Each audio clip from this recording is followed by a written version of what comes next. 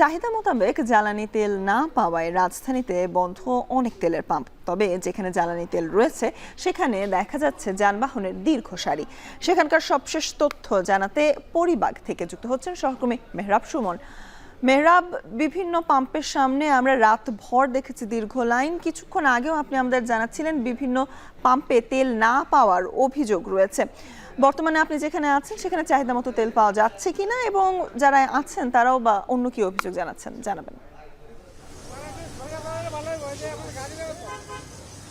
এখন আমি আছি আপনার শাহবাগ পরিবাগের যে মেঘনা পেট্রোলিয়ামের যে ফিলিং স্টেশন, সেখানে দাঁড়িয়ে আছে। আমার পেছনে রয়েছে একটি দীর্ঘ লাইন, যেখানে যদি আমি বলি যে প্রাইভেট কার্গোর লাইন এইখান থেকে শাহবাগ পর্যন্ত ছাড়িয়ে গিয়েছে, আর মোটর সাইকেলের যে লাইনগুলো আছে এখান থেকে আপনার পরিবাগ হয়ে যে মোতালে প্লাজা সেটি এখন ক্রস করে তার থেকেও দূরে চলে গেছে। আমি যদি বলি কয়েক কিলোমিটার চলে গিয়েছে এই লাইনগুলো, সকাল থেকেই আমরা দেখেছি। এবং ইভেন কি আপনার এখানে যারা রাত 2টা থেকে লাইন দিয়ে দাঁড়িয়েছিল তারাও এখন পর্যন্ত তেল পায়নি বলে আমাদেরকে জানিয়েছে। আর যারা পাচ্ছেন তারা বলছেন যে তাদের লিমিটেশন করে এখন তেল দেওয়া হচ্ছে। তবে মেঘনা লিমিটেডের যে কর্তৃপক্ষ, তাদের সঙ্গে আমি কথা বলেছি, তারা যেটি জানিয়েছে তাদের কোনো তেলের কোনো ঘাটতি নাই, তাদের সরবরাহ যথেষ্ট রয়েছে। কিন্তু তারা যে চাহিদা মোতাবেক যারা যতটুকু চাহিদা করছে তাদের সে চাহিদাটা ফুলফিল করতে পারছে না।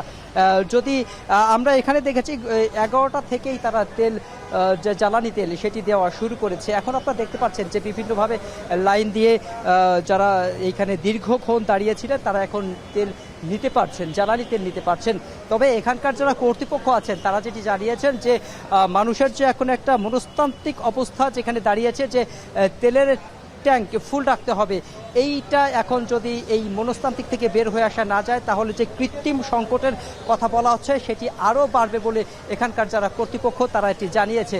তবে আমি আরও কয়েকটি রাজধানীর পাম্প ঘুরে দেখেছি যেখানে অটোমেটিক্যালি তারা বন্ধ করে দিয়েছে, তেল বেচা কিনা এখন করছে না। সেখানে রাজধানীতে কয়েকটি মাত্র ফিলিং স্টেশনে এখন পর্যন্ত তেল পাওয়া যাচ্ছে।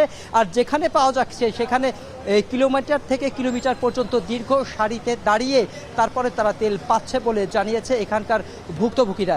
এই ছিল আমার কাছে সবশেষ তথ্য। স্বর্ণা। মেহরাব সুমন জানাচ্ছিলেন জ্বালানি পাম্পগুলোতে জ্বালানি সংকট নিয়ে বিস্তারিত।